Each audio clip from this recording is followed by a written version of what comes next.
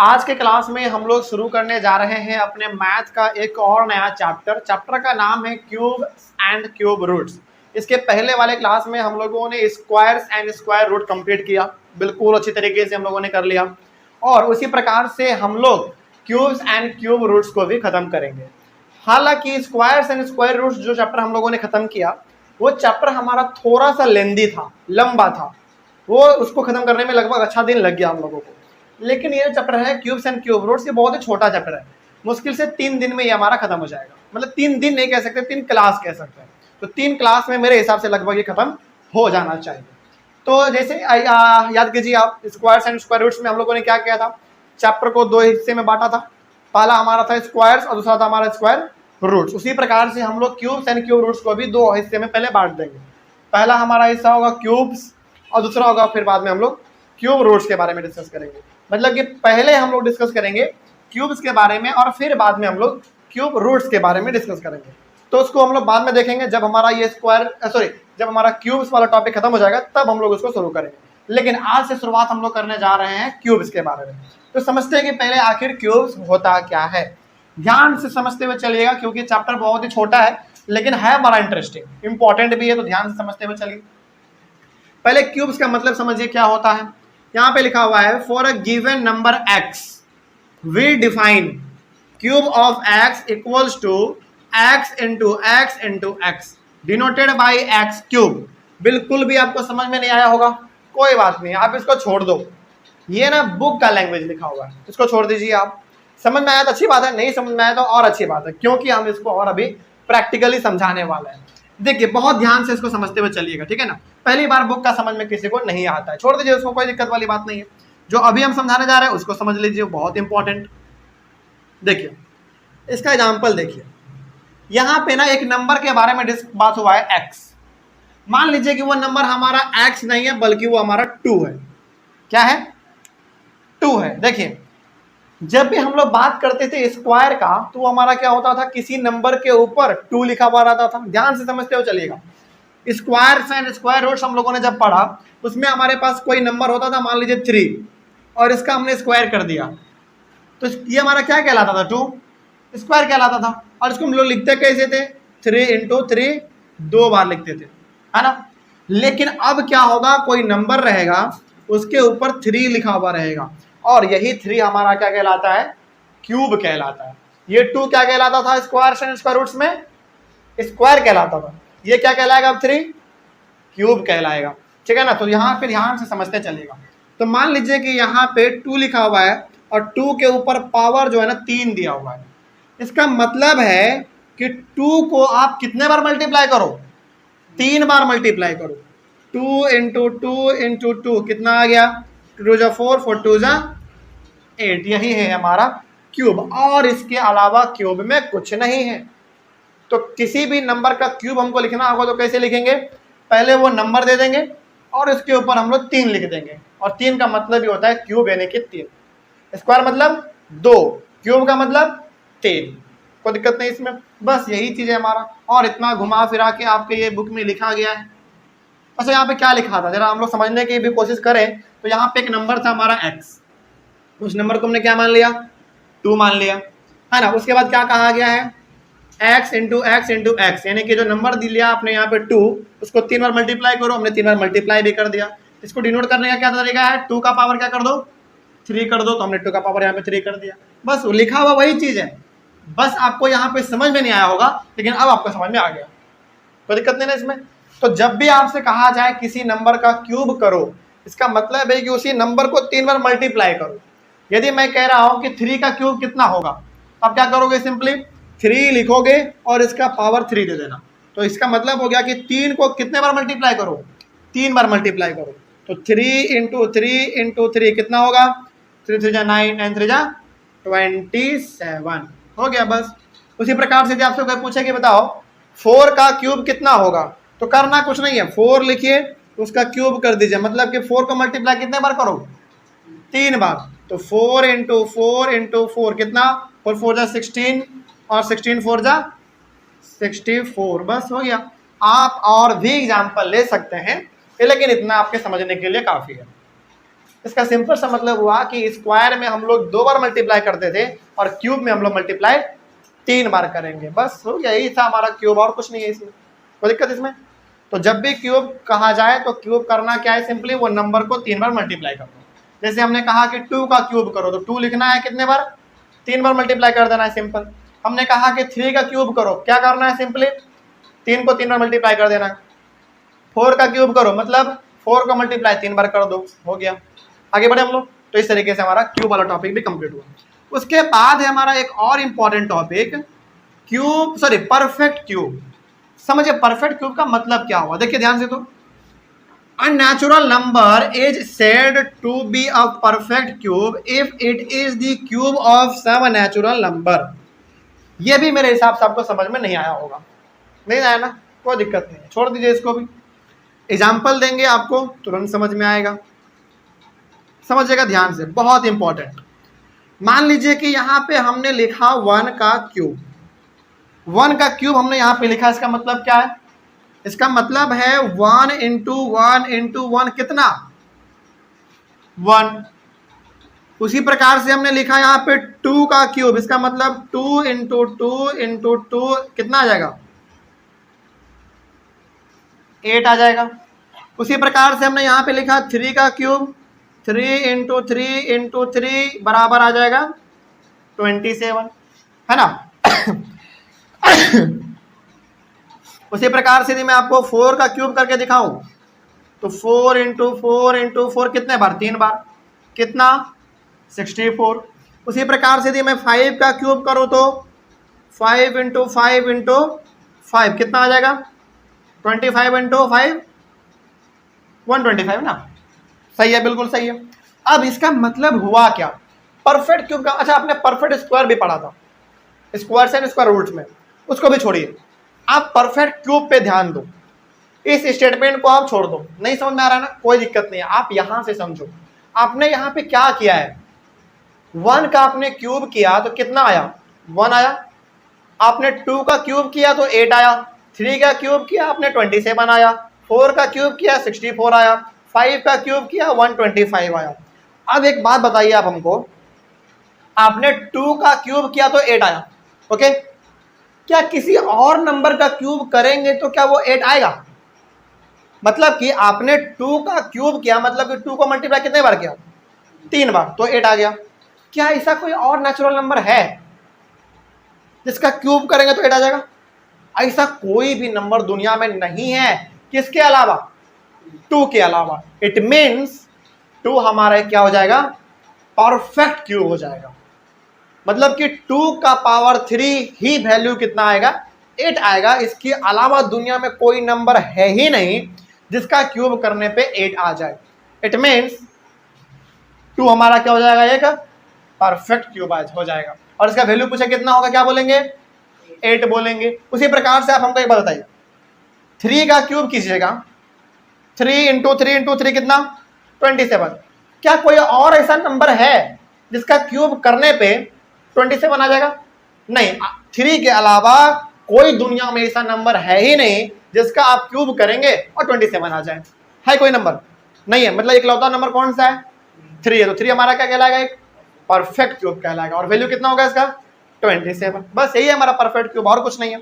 उसी प्रकार से यदि मैं आपसे बोलूं कि 4 का आपने क्यूब किया, 4 इंटू 4 इंटू 4 64 आया, 64, तो क्या 4 के अलावा भी कोई नंबर है जिसका क्यूब करेंगे तो 64 आ जाए, नहीं, इसके अलावा कोई नंबर नहीं है। आप करके भी दे सकते हैं। मान लीजिए कि आप यहाँ पे 6 का क्यूब करके देखते हैं, कितना आएगा, 6 इंटू 6 इंटू 6, 64 से तो ज़्यादा ही आएगा।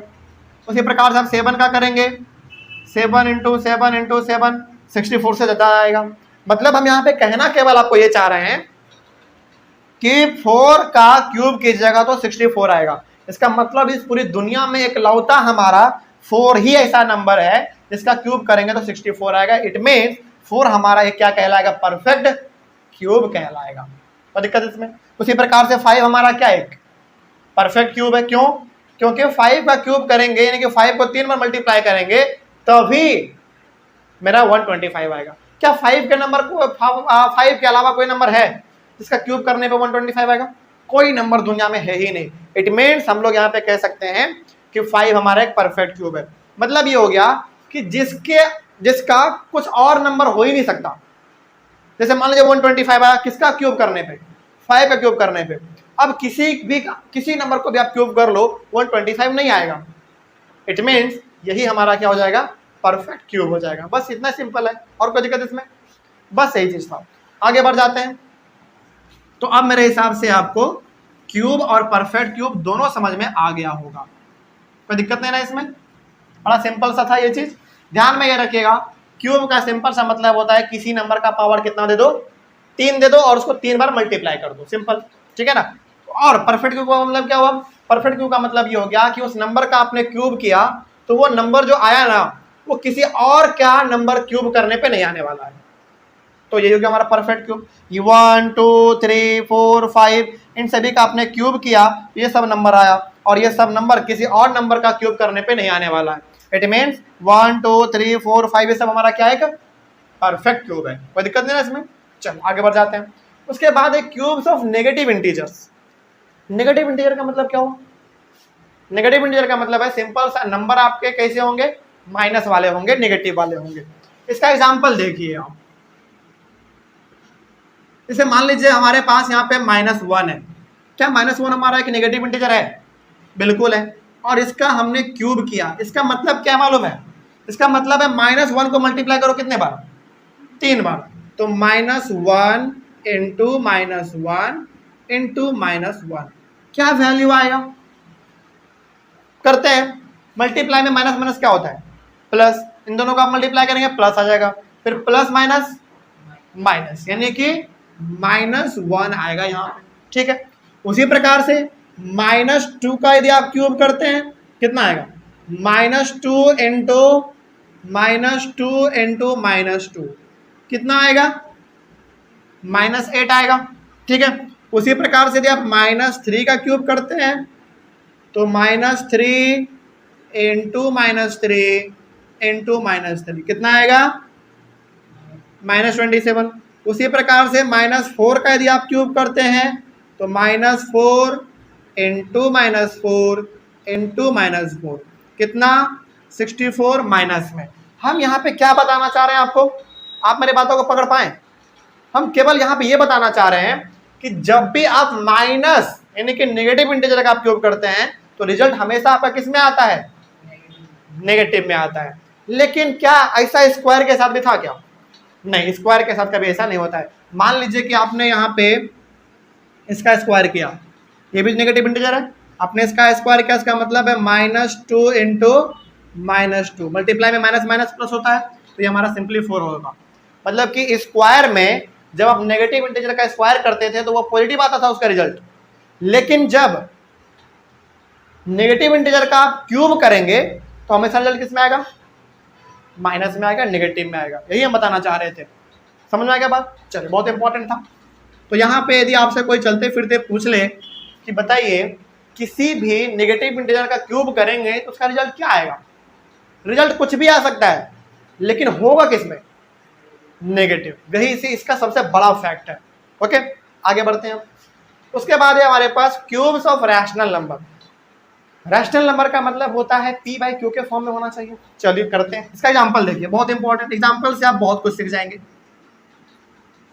जैसे मान लीजिए यहाँ पे हमारे पास 2/3 का ऐसे लिखा हुआ, मतलब कि 2/3 है, ब्रैकेट है, ब्रैकेट के ऊपर पावर 3 लिखा हुआ है। इसका मतलब क्या होता है मालूम है? इसका मतलब है कि 2 का भी पावर 3 है और 3 का भी पावर 3 है। क्यों? क्योंकि पूरे ब्रैकेट के बाहर हमारा पावर 3 है ना, तो दोनों के लिए होगा। बात समझ में आ रही है? अच्छा, इसी को हम लोग लिख कैसे सकते हैं? अब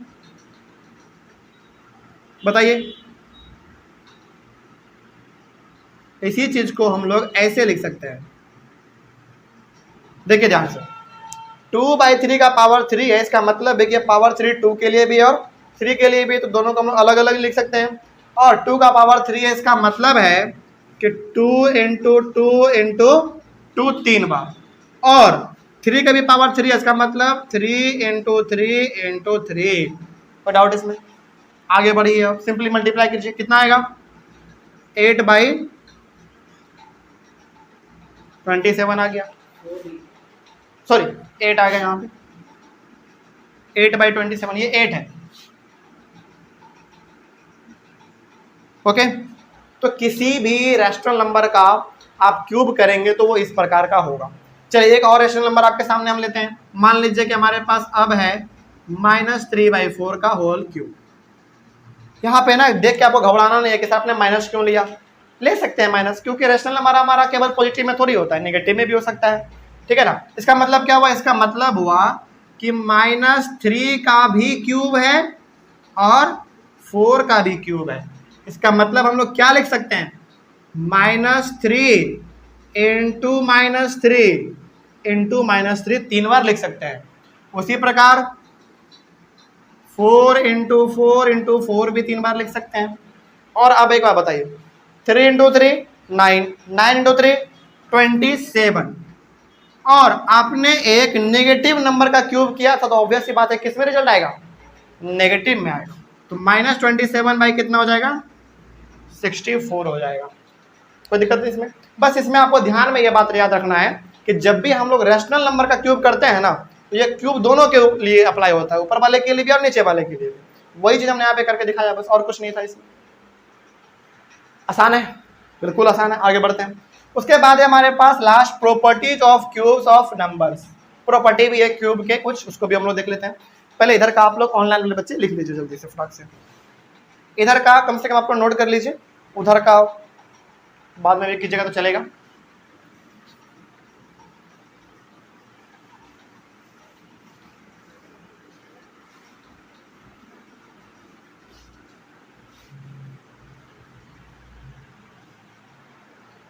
देखिए यहाँ पे ना हमारे पास क्यूब का दो प्रॉपर्टी है। पहला प्रॉपर्टी क्या है, the cube of every even number is even. बहुत simple, the cube of every odd number is odd. पहला के बारे में बात करते हैं हम लोग। पहला का एग्जाम्पल देखते हैं हम लोग। पहले का, पहले में कहा है ना, किसी भी इवन नंबर का यदि आप क्यूब करेंगे ना तो रिजल्ट भी क्या आएगा, इवन नंबर ही आएगा। मतलब किसी भी इवन नंबर का आप क्यूब करो, बताओ इवन नंबर हमारा सबसे छोटा वाला कौन सा है, 2। तो 2 हमारा एक इवन नंबर है। चलिए तो 2 हमारा एक इवन नंबर है, इसका हम क्यूब करते हैं। इसका मतलब हो गया 2 इंटू 2 इंटू 2 कितना आया, 8। एक और बताइए, 2 के बाद इवन नंबर 4, तो 4 का आप करो क्यूब, कितना आएगा, 4 इंटू 4 इंटू 4 यानी कि 64। एक आप और बता दीजिए, चलो इतना काफी रहने दो। यहाँ पे हम क्या बताना चाह रहे हैं, हम बताना ये चाह रहे हैं कि 2 हमारा क्या है, एक इवन नंबर, 4 हमारा क्या है, वो भी एक इवन नंबर है। मतलब कि जब आप एक इवन नंबर का क्यूब करते हैं तो जो आपका आंसर आता है ना वो भी एक इवन नंबर ही होता है। 8 हमारा एक इवन नंबर है कि नहीं, इवन नंबर का मतलब जो 2 से डिवाइड हो जाए। ऑब्वियस सी बात है यदि हम 8 को 2 से डिवाइड करेंगे तो डिवाइड हो जाएगा, 64 भी हमारा डिवाइड हो जाएगा। तो यहाँ से आपने ये प्रॉपर्टी पहला सीखा कि किसी भी इवन नंबर का हम लोग क्यूब करेंगे तो रिजल्ट भी हमारा इवन नंबर ही आएगा। उसी प्रकार से सेकंड वाला है हमारा। अब इसका एग्जांपल देख लो सेकंड वाले का।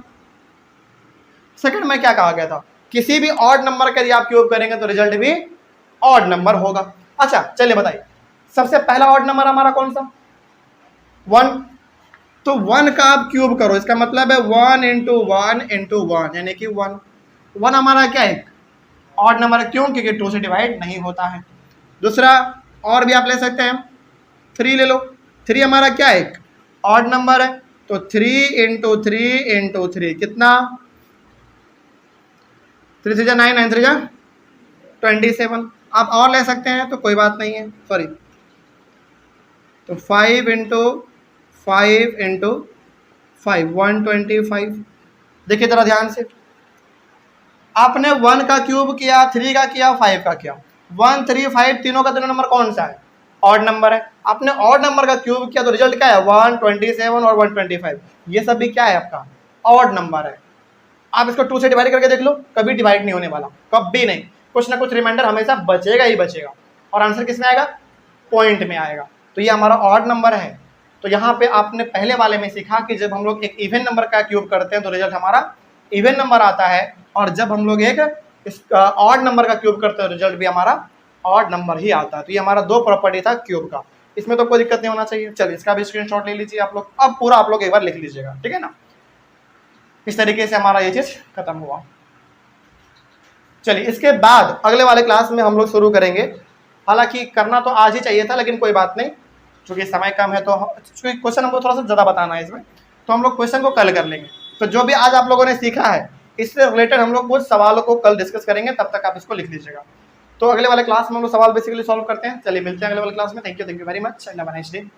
पिछले वाले क्लास में हम लोगों ने चैप्टर शुरू किया था क्यूब्स एंड क्यूब रूट्स, और उस चैप्टर का इंट्रोडक्शन भी हम लोग ले चुके थे, और उसके अंदर हम लोगों ने कुछ इम्पॉर्टेंट कॉन्सेप्ट को भी समझा था। तो बेसिकली यदि ये कहा जा, मतलब ये कह सकते हैं हम लोग कि चैप्टर हमारा जो क्यूब्स एंड क्यूब रूट्स है वो शुरू हो चुका था, और कुछ कॉन्सेप्ट को भी हम लोग समझ चुके थे। उसी कॉन्सेप्ट के बेसिस पे हम लोग आज कुछ सवाल सॉल्व कर लेते हैं, ताकि आपका जो कॉन्सेप्ट था वो और अच्छी तरीके से बिल्ड हो सके, और कुछ सवालों को भी हम लोग सॉल्व कर सके। तो टोटल हमारे पास आज 5 सवाल है, और इसी प्रकार का सवाल आपके बुक में भी दिया गया है। तो ध्यान से आप लोग इसको देखते हुए चलिएगा। आप लोग एक काम कीजिएगा, क्या पांचों हो सके तो पांचों क्वेश्चन एक जगह पे लिख लीजिए, और उसके नीचे सबका सोल्यूशन 1, सोल्यूशन 2, सोल्यूशन 3 ऐसे करके भी लिख सकते हैं। नहीं तो फिर आप क्या करिए, पहला वाला क्वेश्चन लिखिए, और जो पहले हम सोल्यूशन का बनाएंगे उसके नीचे आप सोल्यूशन लिख लीजिएगा। फिर क्वेश्चन नंबर 2, फिर सोल्यूशन, फिर क्वेश्चन नंबर 3, उसके बाद फिर सोल्यूशन। जैसा आपको मर्जी करे आप वैसा कर लीजिएगा। तो पहला नंबर क्वेश्चन क्या कहा गया है, पहले इसको हम लोग समझते हैं। देखिए पहले में कहा गया है कि which of the following numbers are perfect cube. मतलब कि 1, 2, 3, 4 है आपके पास क्वेश्चन। इन चारों क्वेश्चन में से आपको बताना यह है कि इनमें से कौन सा हमारा परफेक्ट क्यूब है, ठीक है। अब परफेक्ट क्यूब क्या होता है ये हमने आपको पिछली क्लास में बताया था, तो ध्यान से समझते हुए चलिए।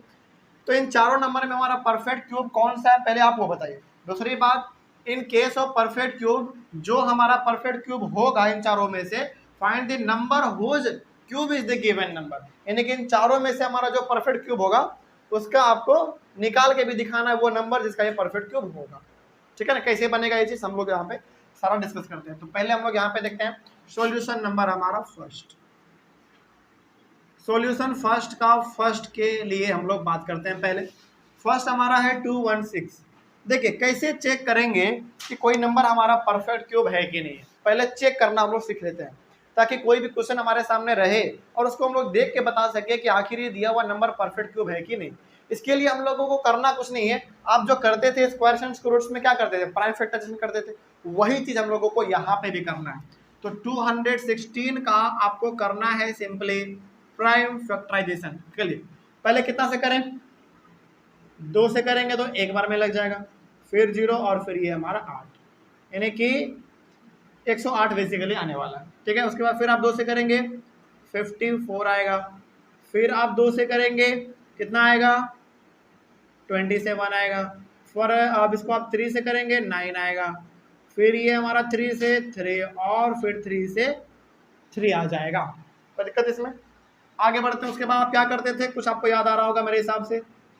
216 को हम क्या लिख सकते हैं, 2 × 2 × 2 × 3 × 3 × 3 लिख सकते हैं हम लोग। उसके बाद याद कीजिए हम लोग स्क्वायर्स एंड स्क्वायर रूट्स में 2 का पेयर बनाते थे। यहाँ पे क्यूब है तो कितने का पेयर बनेगा, 3 का पेयर बनेगा। तो 2 का हमारे पास एक पेयर बन गया, 3 गो है, ये भी हमारे पास 3 गो है।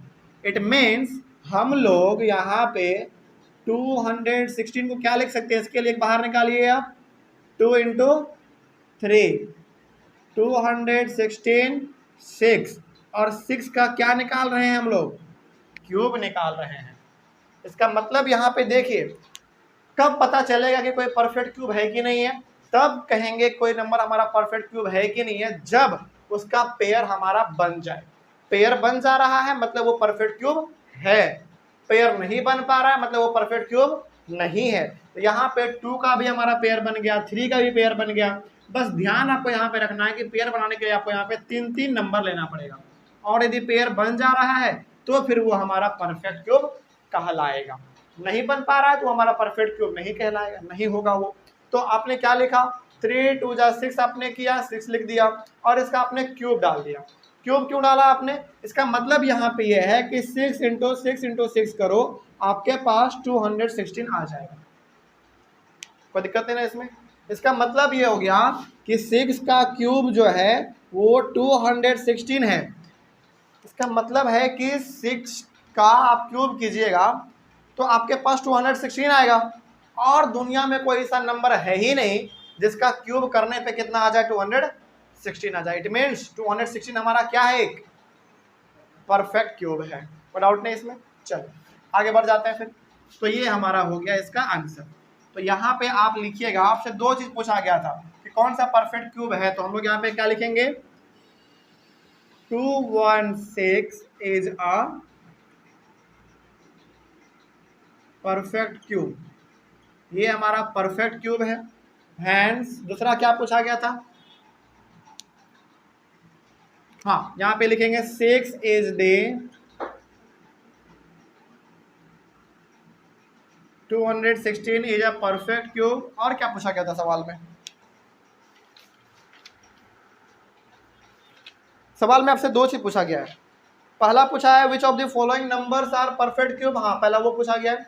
दूसरा है in case of perfect cube find the number whose cube is the given number, वही है ना इसमें लिखा हुआ, हाँ सेम चीज है। चलिए तब तो कोई दिक्कत ही नहीं है। तो यहाँ पे हमारा पहला जो है,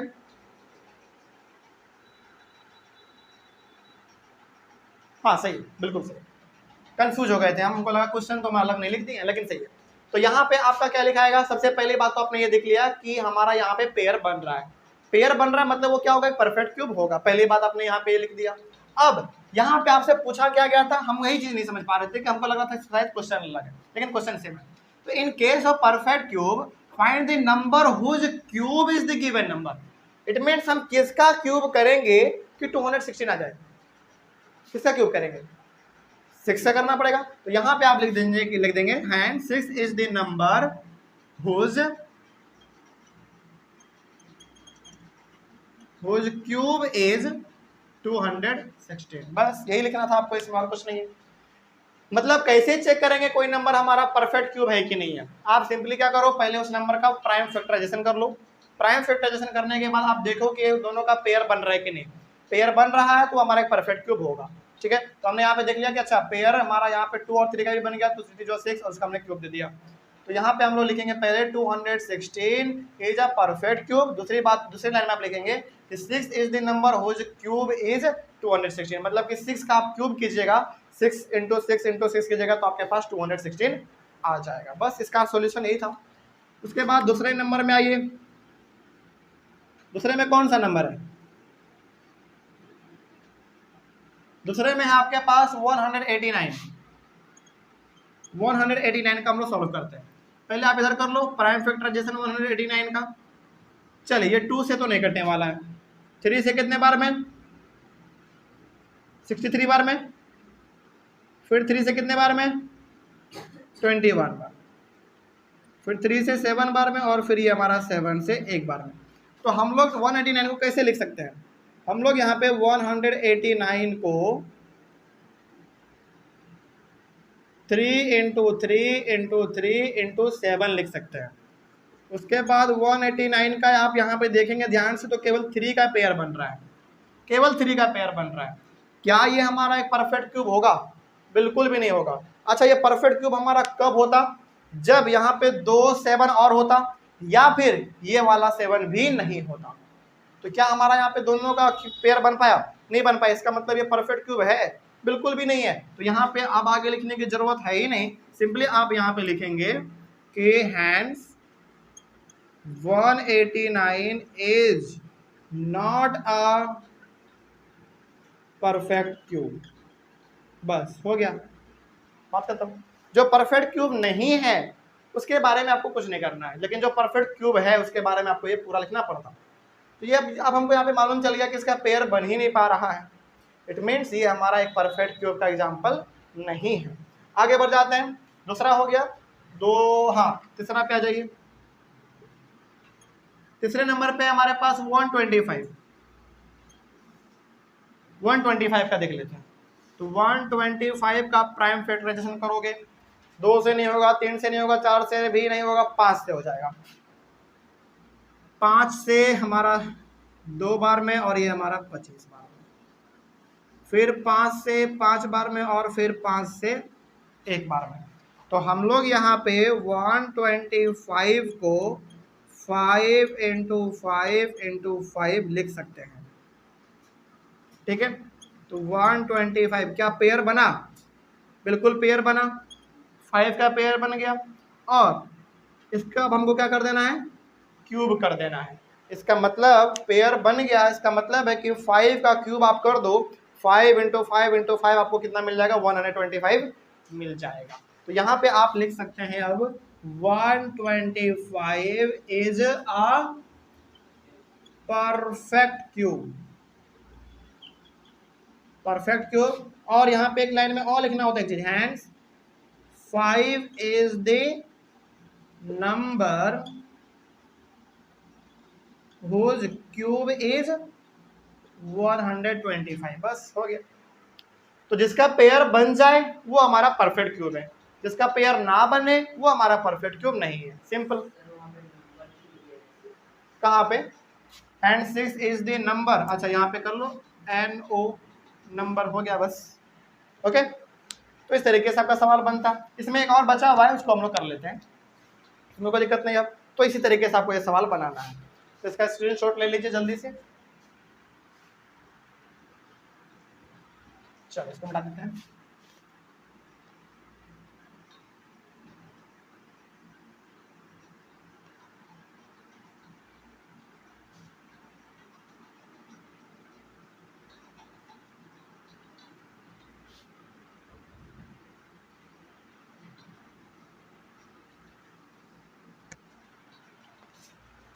हाँ, सॉल्यूशन नंबर पहला का चौथा वाला देख लीजिए, 243 है,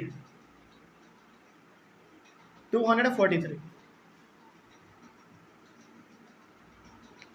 चलिए 2 से तो नहीं होगा, 3 से करके देखते हैं, 8 बार में, और फिर ये हमारा 1 बार में, फिर 3 से करेंगे 6 27, फिर 3 से कीजिएगा 9, फिर 3 से 3, और फिर 3 से 1 आ गया ये।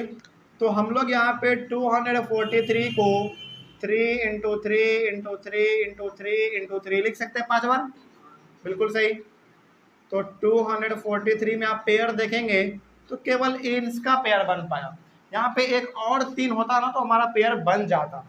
तो क्या बताइए, ये हमारा एक परफेक्ट क्यूब है, बिल्कुल भी नहीं। क्यों नहीं है, क्योंकि पेयर नहीं बन पा रहा है। तो अब यहाँ पे आपको आगे करने की जरूरत ही नहीं है, सिंपली आप यहाँ पे लिख सकते हैं कि हैंस 243 इज नॉट अ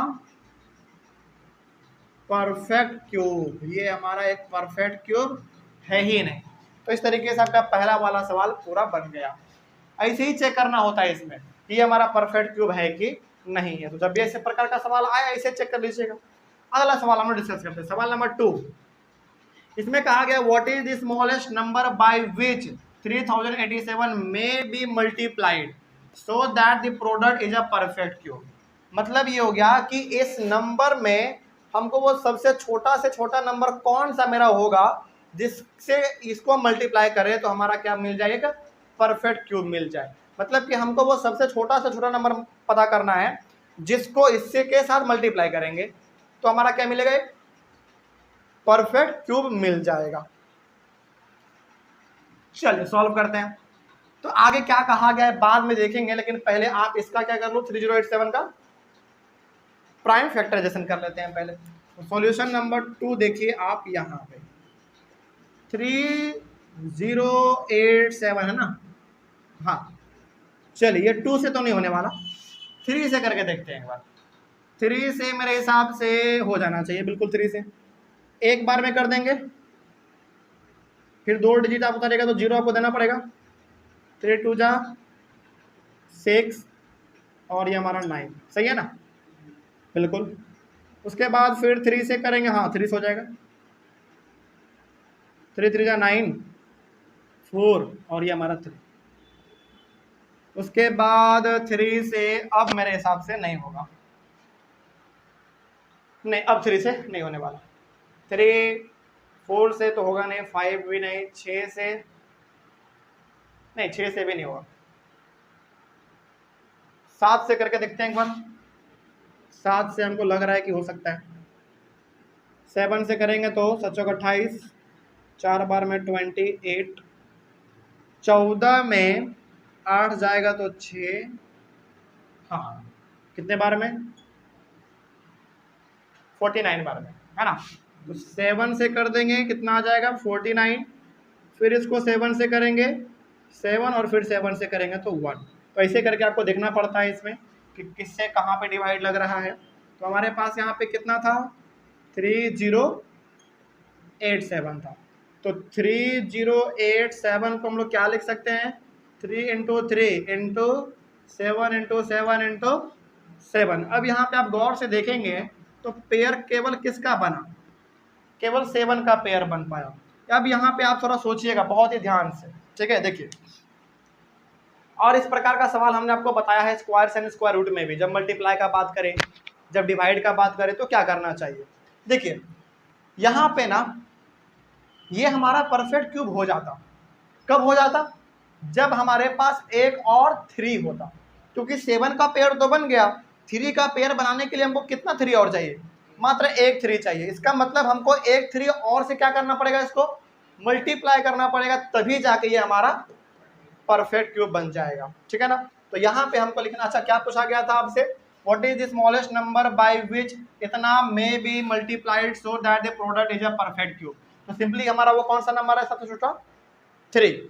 तो यहाँ पे लिखेंगे हम लोग कि hence 3 is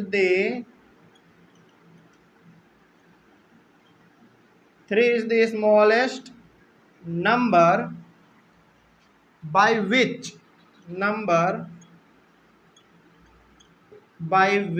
3087 may be multiplied. 3 is the smallest number by which 3 is the smallest number by which इतना may be multiplied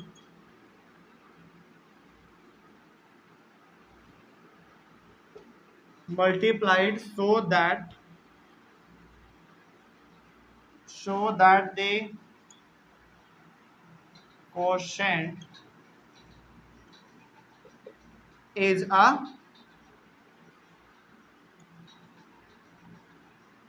perfect cube. बस यही चीज करना था इसमें और कुछ नहीं है। तो सिंपली आपने यहाँ पे देखा कि 3087 का आपने ये प्राइम फैक्टराइजेशन आपने किया, तो इसमें हमारा 7 का केवल पेयर बन पाया, इस दोनों का नहीं बन पाया। इसका मतलब यदि हमारे पास यहाँ पे एक 3 और होता मल्टीप्लाई के रूप में, यहाँ पे मल्टीप्लाई 3, तो हमारा ये क्या कहलाता, परफेक्ट क्यूब कहला जाता। तो यहाँ पे हमारे पास वो 3 सबसे छोटा नंबर आया, जो इसके साथ मल्टीप्लाई कर दिया जाए तो हमको क्या मिल जाएगा, एक परफेक्ट क्यूब मिल जाएगा। तो हमने यहाँ पे लिख भी दिया, बस यही करना था इसमें, और इसमें कुछ नहीं है। उसके बाद अब आ जाइए आप सॉल्यूशन नंबर 3 पे। ये हमारा सवाल ध्यान रखेगा मल्टीप्लाई वाला था। मल्टीप्लाई में क्या करना पड़ता है, मल्टीप्लाई करना पड़ता है, यानी कि यहाँ पे एक 3 और होना चाहिए था। और डिवाइड में क्या करना चाहिए, हमको हटा देना है उसको, और यदि है तो और उसको हटा दो, यदि कम है तो मल्टीप्लाई करने की जगह और उसको कम है तो पूरा हटा दो, ऐसा करना पड़ता है हम लोगों को। चलिए देखा जाए इसमें और क्या। हाँ, what is the smallest number. अच्छा इसमें हमने कुछ गलत लिख दिया है, सो दैट द प्रोडक्ट यहाँ पे है ना, यहाँ पे प्रोडक्ट आएगा। अब सही है, चलो। तो what is the smallest number by which 392 may be divided. देखो यहाँ पे बात हुआ था मल्टीप्लाइड का, यहाँ पे बात होगा डिवाइडेड का। सो that the quotient is a perfect cube. बड़ा सिंपल है ये भी। तो 392 का सिंपली आप पहले क्या करो, प्राइम फैक्टराइजेशन कर लो, ठीक है। करिए, चलिए करते हैं। 2 से हो जाएगा, कैसे पता चला, क्योंकि लास्ट में 2 है। तो 2 से करेंगे तो एक बार में लगेगा, 9 से करेंगे तो 18, और एक बार 6 बार में कर देंगे तो 12, फिर 2 से लग जाएगा 9 बार में 18 और 8 बार में 16, फिर 2 से लग जाएगा 4 बार में और ये 9 बार में, फिर 7 से 7 और फिर 7 से 1। तो हम लोग यहाँ पे 392 को क्या लिख सकते हैं, 2 इंटू 2 इंटू 2 इंटू 7 इंटू 7। यहाँ पे पेयर किसका बना, 2 का केवल पेयर बना, और इसके साथ हमारा पेयर नहीं बना, एक और होता ना 7 तो पेयर बन जाता। अच्छा तो अब यहाँ पे बताइए, बात कहा गया था डिवाइड का, और यहाँ पे हमारे पास कितने का पेयर नहीं बना, 2 का। 7 और 7 का हमारा पेयर बना क्या, पेयर नहीं बना इसका। इसका मतलब हो गया 7 इंटू 7 कितना, 49। मतलब कि यदि हम इस पूरे को 49 से क्या कर दे, डिवाइड कर दे, तो हमारे पास केवल क्या बचेगा, केवल ये 2 का पेयर बचेगा, जो कि हमारा क्या हो जाएगा, एक परफेक्ट क्यूब हो जाएगा। तो हमारे पास यहाँ पे सिंपली आ जाएगा 49, यानी कि हैंस 7 इंटू 7 यानी कि 49 is the smallest number by which 392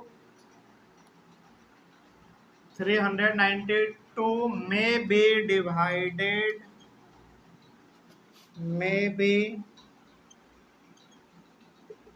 be divided so that the quotient is a perfect cube। बस हो गया। तो इस प्रकार के सवाल में आपको 2 बात ध्यान रखना है, इसको बहुत ध्यान से समझिएगा।